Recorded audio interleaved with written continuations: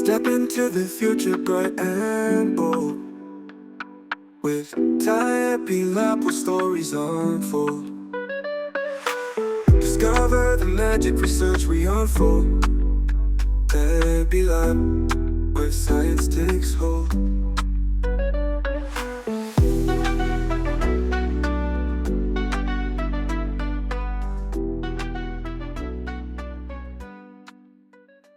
Today, we're looking at something really exciting from our own group, TaebiLab. That's right. We're going to unpack the brand new public dataset release from the MSCardio study. Specifically, we're diving into our 2025 paper that details, what data we've got, how we collected it remotely, and frankly, why it's such a potential game changer for mHealth. Yeah, absolutely. And this really is an open invitation to the research community. The paper itself is titled MSCardio Seismocardiography Dataset, Initial Insights from Remote Monitoring of Cardiovascular-Induced Chest Vibrations via Smartphones. Okay. The authors are Amirta Taebi and Mohammed Muntasir Rahman. It's published in Data in Brief, just came out online July 17th, 2025. So very recent. Very recent. And our goal here really is to lay down a foundation, something for others to build on for better mobile health solutions, especially for heart monitoring. Okay, let's break that down. MSCardio, the Mississippi State Remote Cardiovascular Monitoring Study. Mm-hmm. What exactly is seismocardiography, or SCG? What are we measuring? Right, so SCG, it's non-invasive. Basically, we're capturing the very small vibrations on the chest wall. Okay. These are caused by the heart beating, pumping blood, the mechanical activity. Every beat creates a sort of seismic wave we can pick up. And the key innovation here is using smartphones. Exactly. Instead of specialized equipment, MSCardio uses the sensors already in people's own phones, the accelerometers, the gyroscopes. It makes it incredibly scalable. Right, which brings us to the data in this release. What's the scope? How much data are we talking about from this initial phase? So this paper covers the first 250 days. That's from April 26, 2024 to January 1st, 2025. Okay.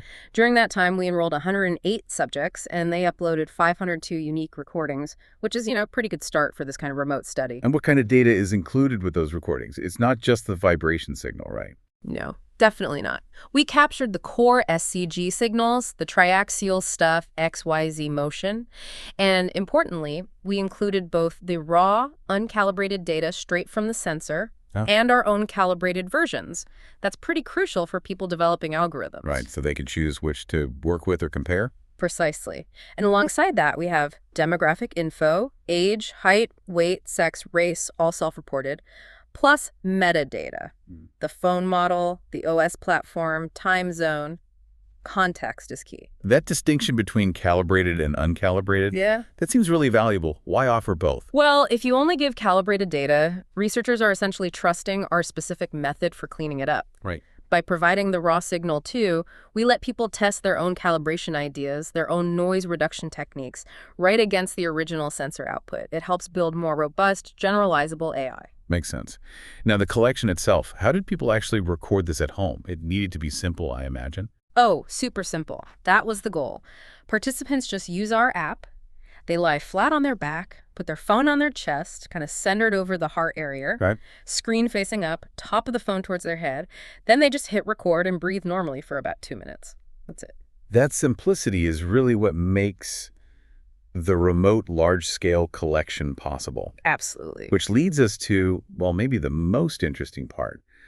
How does this data set compare to older ones, like, say, CEBS? Those were collected in labs, right? Mm-hmm. Very clean. Exactly. And that's the fundamental difference. Data sets like CEBS, they're often collected in super controlled environments. Mm-hmm. Dedicated sensors, maybe even fixed to the chest, clinical setting. Yeah. The data quality is, well, pristine. But maybe not realistic. That's the argument. If you train an AI model only on that perfect data, the minute you try to use it in the real world, someone shifts, their phone case is thick, there's background noise, the model can just fall apart. Our MSCardio data is deliberately, messier. It has all the real world variability built in. Different phones, different placements, ambient noise, breathing artifacts. So the noise is almost a feature. In a way, yes. If a machine learning model can handle our data with all its real-world imperfections, it has a much better shot at actually working when deployed in an app someone uses every day. That's fascinating. Yeah. You also mentioned demographics and platform data. You noted iOS devices were dominant, almost 88%. Yeah. Does that skew the data? It's definitely something to be aware of, but, we see it less as a limitation right now and more as reflecting the current health market where iOS usage is very high. Okay. And actually, having a large chunk of data from a more consistent hardware ecosystem like iOS allows researchers to first develop and refine their SCG processing algorithms within that more controlled variable space. Before tackling the wider Android variation. Exactly.